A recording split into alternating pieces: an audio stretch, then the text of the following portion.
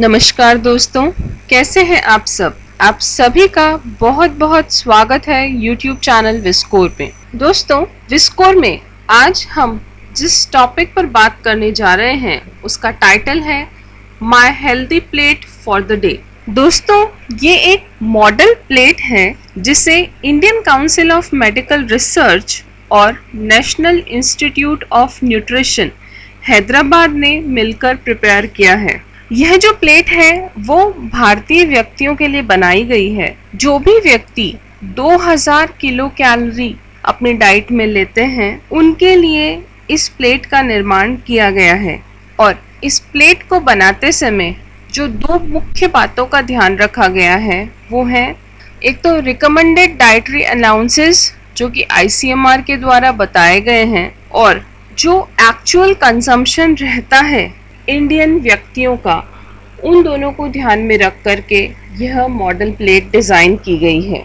दोस्तों, जब हम डाइट की बात करते हैं तो किसी भी डाइट का जो 50 to 60% पार्ट है, यानी जब हम एनर्जी कैलकुलेशन कर रहे हैं तो किसी भी डाइट से लगभग 50 से 60% एनर्जी कॉम्प्लेक्स कार्बोहाइड्रेट से मिलनी चाहिए, 20 से 30% यानी 20 to 30% एनर्जी जो है वो फैट और ऑयल से मिलनी चाहिए, और 10 to 15% एनर्जी प्रोटीन से मिलनी चाहिए। अगर हम इस मॉडल प्लेट की बात करें तो ये 56% एनर्जी जो है वो कॉम्प्लेक्स कार्बोहाइड्रेट से देती है, 29% एनर्जी फैट से देती है, और 13.5% एनर्जी जो है वो प्रोटीन से मिलती है। इस तरीके से ये जो मैक्रोन्यूट्रिएंट का प्रोपोर्शन एक फूड में होना चाहिए, एक पर्टिकुलर डाइट में होना चाहिए, वो यह मॉडल प्लेट फुलफिल कर रही है। इसी के साथ साथ जो वर्ल्ड हेल्थ ऑर्गेनाइजेशन और फूड एंड एग्रीकल्चर ऑर्गेनाइजेशंस जो हैं WHO और FAO, इनकी रिकमेंडेशंस को भी मानती हैं। ये कहते हैं कि किसी भी डाइट में जो कैलोरी मिल रही है सैचुरेटेड फैटी एसिड से वो 10% से ज़्यादा नहीं होनी चाहिए। तो हमारी ये जो मॉडल प्लेट है उसमें भी एनर्जी सैचुरेटेड फैटी एसिड से जो मिल रही है वो 10% से कम है। इस प्लेट से जो असेंशियल अमीनो एसिड्स मिल रहे हैं, स्पेशली मिथ्योनिन, सिस्टीन, फिनाइलएलेनिन और टायरोसिन, उन सभी का अमाउंट WHO और FAO के द्वारा रिकमेंड किए गए अमाउंट के अनुसार ही है। इस मॉडल प्लेट में एडेड शुगर को प्रिस्क्राइब नहीं किया गया है। जो नेचुरल शुगर्स हैं जो फूड आइटम में ऑलरेडी मिलती हैं, जैसे अगर हम फ्रूट्स की बात करते हैं तो वो स्वीट इन नेचर होते हैं, तो उससे हमें शुगर्स ऑलरेडी मिल रही हैं, तो उनकी बात तो कर रहे हैं।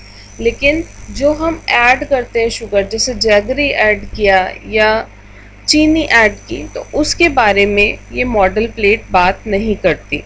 जब कॉस्ट जो है वो एक इम्पॉर्टेंट एस्पेक्ट है, क्योंकि हर व्यक्ति हर किसी डाइट को अफोर्ड नहीं कर सकता। तो यहाँ पर इस प्लेट की जो कॉस्ट कैलकुलेट की गई है वो कॉमनली कंज्यूम्ड फूड के बेसिस पर कैलकुलेट की गई है, क्योंकि भारतीय व्यक्ति में बहुत से लोग ऐसे हैं जो वेजिटेरियन डाइट को प्रेफर करते हैं, और कुछ एरिया में लोग ऐसे हैं जो नॉन वेजिटेरियन डाइट को प्रेफर करते हैं।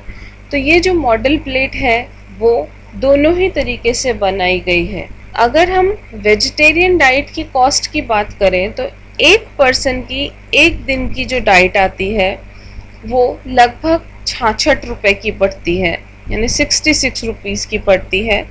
और अगर नॉनवेज डाइट की बात करते हैं तो वो लगभग 78 रुपीज़ की पड़ती है।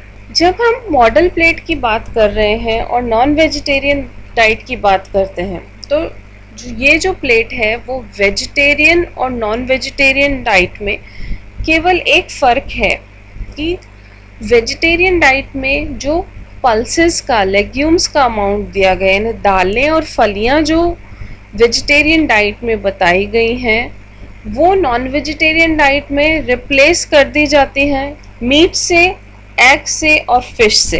ये जो मील प्लान यहाँ पर दिया गया है वो किसी स्पेसिफिक मेडिकल कंडीशन के लिए नहीं है।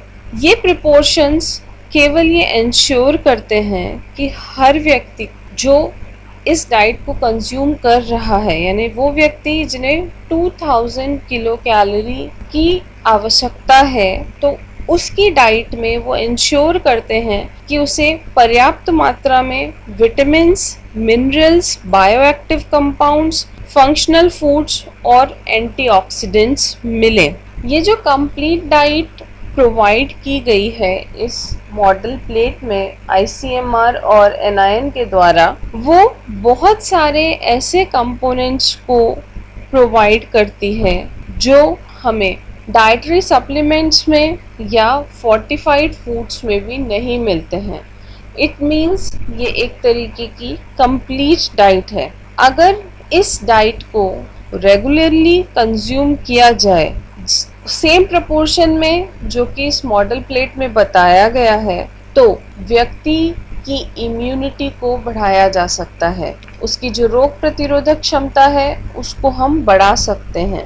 इसके साथ साथ अगर ये व्यक्ति ये डाइट ले रहा है और उसके साथ एक्सरसाइज कर रहा है, फिजिकल एक्टिविटी कर रहा है, तो बहुत सारी डिजीजेस जैसे कि diabetes, cardiovascular diseases, stroke, constipation, insulin resistance की कंडीशंस को, इन कंडीशन से वो बच सकता है और एप्रोप्रिएट इंसुलिन सेंसिटिविटी को मेंटेन किया जा सकता है।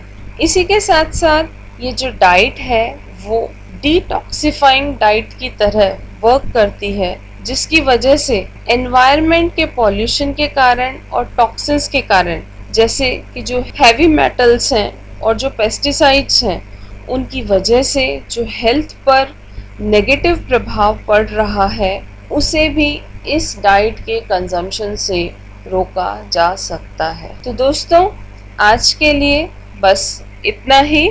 हम उम्मीद करते हैं कि लोग इस डाइट को फॉलो करेंगे ताकि वो हेल्दी रह सकें, स्वस्थ रह सकें और उनकी इम्यूनिटी बढ़ सके, जो हर परिस्थिति में अच्छी होना बहुत ही ज़रूरी है।